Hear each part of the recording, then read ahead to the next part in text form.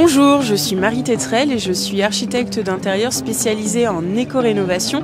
Alors comment on fait pour adopter une démarche plus responsable quand il s'agit d'aménagement d'intérieur? Je vais vous donner tous mes conseils pour choisir le bon meuble et surtout je vais vous montrer tous mes favoris repérés au salon.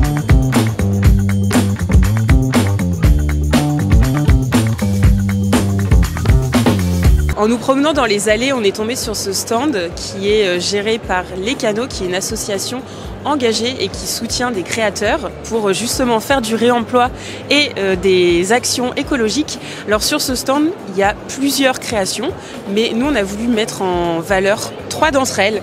Par exemple, vous avez ce fauteuil qui est fabriqué à partir de portes de fenêtres qui ont été utilisées dans une vie précédemment. Là, elles ont été reconstruites pour fabriquer ce fauteuil. Et la toile ici, c'est de la toile de store, tout simplement. Alors ici, on a un paravent qui est aussi un peu une pièce d'art, on va dire, qui est fabriquée à partir de chutes de tissu. C'est une tapissière qui est à l'origine de cet objet. Elle s'est rendue compte qu'à chaque fois qu'elle finissait un rouleau de tissu, il y avait ces larges bandeaux comme ça qui restaient et qui n'étaient pas utilisés, qui étaient jetés. Elle les a valorisés en créant ces structures qui peuvent servir à la fois pour délimiter les espaces, mais aussi juste pour décorer une pièce, pour apporter de la couleur, un motif. Et ça s'inscrit beaucoup dans la tendance en ce moment qu'il y a de jouer avec les couleurs, les motifs flamboyants, etc. L'autre objet qu'on souhaite vous présenter sur ce stand, c'est celui-ci. Alors on ne dirait pas comme ça, mais il est fabriqué dans un matériau assez surprenant. C'est cette plaque qui permet normalement de faire des faux plafonds. Quand il y a des rénovations de bureaux, par exemple, c'est là où on les trouve principalement. Ces plaques sont soit détruites, soit à la rigueur recyclées, mais jamais réutilisées vraiment en réemploi. Et donc là, ici, on a une super idée de créer ce paravent avec des formes géométriques. Et le bois que vous trouvez ici sert à emballer des œuvres d'art pour les transporter. Donc c'est vraiment du réemploi de bout en bout. Donc c'est une super initiative.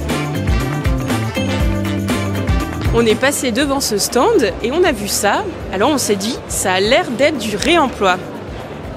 Bonjour, du coup je m'appelle Emma et ça c'est un projet qui s'appelle Système T et que j'ai développé il y a quelques années maintenant et qui transforme un matériau low-tech je dirais et peu cher qui est une gaine qui protège les câbles des installations électriques, une gaine en polypropylène et je la récupérais sur les chantiers sur Bruxelles et ce qui m'intéresse c'est de pouvoir détourner, réutiliser un matériau et lui donner un nouvel usage dans le contexte de l'habitation et ça devient une paroi ou alors carrément un store, mais c'est vraiment tout un vocabulaire autour de la cloison que j'ai développé et ce qui m'intéresse c'est plutôt de créer des espaces d'intimité dans les habitations. Et quand le réemploi n'est pas possible, heureusement, vous avez d'autres alternatives qui sont tout aussi bien dans votre démarche. Par exemple, c'est d'adopter du mobilier qui a été conçu à partir de matières recyclées. Alors le recyclage, c'est quoi? C'est de créer une nouvelle matière à partir d'une autre. Le mieux, c'est de choisir des matières qui sont issues de déchets polluants. Ça permet de leur donner une seconde vie et de ne pas les retrouver dans la nature.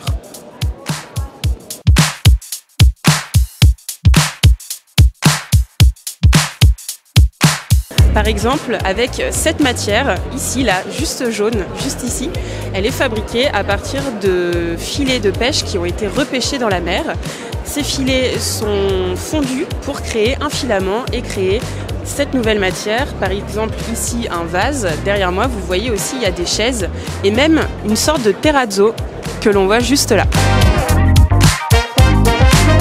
On est sur un autre stand où on a l'impression d'être entouré de marbre, mais en fait pas du tout. Est-ce que vous voyez le plastique derrière nous? Je crois que c'est la matière première.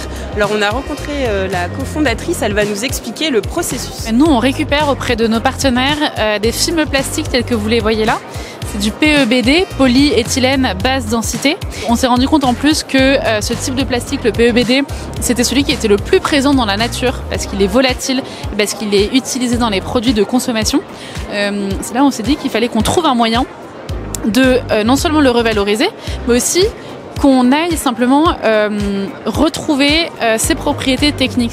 Et dans notre atelier, dans le 94, on les transforme en plateaux pour l'ameublement, pour l'architecture d'intérieur. Alors j'ai peut-être une question un peu piège, parce que vous nous expliquez que c'est du plastique. Aujourd'hui, dans l'aménagement d'intérieur durable, on privilégie les matériaux naturels comme le bois ou la pierre, les choses un peu locales. Pourquoi je devrais choisir votre matériau par rapport à une pierre qui est choisie localement ? Pour parler de l'éco-responsabilité d'un projet, il y a vraiment plusieurs éléments à prendre en compte. Là, vous avez raison, il y a vraiment la matière en tant que telle. Puis ensuite, il y a combien de temps va durer cette matière. Puis ensuite, il y a d'où vient cette matière. Comment elle a été extraite, comment elle a été produite. Par exemple, il y a du marbre qui vient du Brésil, d'Afrique. Et c'est un matériau qui est très lourd. Et donc qui est très énergivore à transporter, quand bien même c'est une matière naturelle à la base. Ici, nous, on récupère des déchets locaux d'Île-de-France et on arrive à faire une production locale en Île-de-France, donc c'est vraiment extrêmement rapproché entre la matière et le lieu de production, et en plus un coût énergétique relativement bas parce que donc le plastique il est fondu à une basse température. Puis ensuite le système de pressage est assez peu énergivore parce que ce qui va être important c'est le temps que le plastique va rester compacté, et ça pour l'instant on n'a pas de besoin énergétique pour ça. Alors on se pose la question, comment vous arrivez à avoir ces motifs, ces décors sur votre matière ? Parce qu'on voit qu'il y a quand même de la profondeur et surtout on voit qu'il y a plusieurs couleurs. Est-ce que vous pouvez nous expliquer ? Alors nous, ce qui est extrêmement important dans notre process de production, c'est la couleur des déchets qu'on va récupérer. Donc par exemple, si je récupère du plastique vert, je vais avoir des veinures vertes dans mon plateau que je vais mélanger à du plastique blanc, du plastique transparent, et c'est comme ça que je vais avoir cet effet marbré mais coloré. Il n'y a pas longtemps, on nous a demandé de créer un motif rouge par exemple, et on est allé chercher des emballages de soda avec un logo rouge. Merci beaucoup pour cette présentation et cette découverte. Merci, à bientôt, bon courage. Ici, c'est un autre matériau issu de déchets de mer, puisque c'est un merazzo fabriqué à base de coquillages. Alors les coquillages, c'est 250 000 tonnes de déchets chaque année en France. Et là, voilà, ce sont des jeunes designers qui ont décidé d'utiliser cette matière pour la compacter et créer des plaques qui changent de couleur en fonction du coquillage utilisé. Un nouveau phénomène en Bretagne qui existe depuis quelques années maintenant, malheureusement, c'est la multiplication de ces algues vertes qui sont le fruit du réchauffement climatique et qui sont désastreuses pour l'environnement.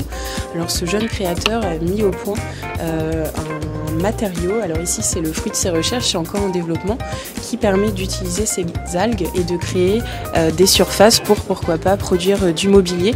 Alors pour l'instant, comme je le disais, c'est en phase recherche. Là, vous ne l'avez pas, mais il y a une bonne odeur marine qui se dégage. Vous voyez les chaises derrière moi ? On vous en a déjà parlé sur 18h39. D'ailleurs, vous pouvez retrouver l'interview du fondateur sur la chaîne YouTube. Et bien, cette année, l'éditeur va encore plus loin et a décidé de réemployer un matériau improbable. Des anciens billets de banque de la Banque de France qui ne serviront jamais et qui ont été réduits en pastilles. Elle présente une petite pellicule plastique qui permet, en fondant, de créer un meuble comme ça sans rajouter aucun produit. C'est la fin de notre visite. J'espère que les quelques conseils que je vous ai donnés et les exemples que je vous ai montrés vous aideront à adopter une démarche plus responsable dans l'aménagement de votre intérieur. À bientôt!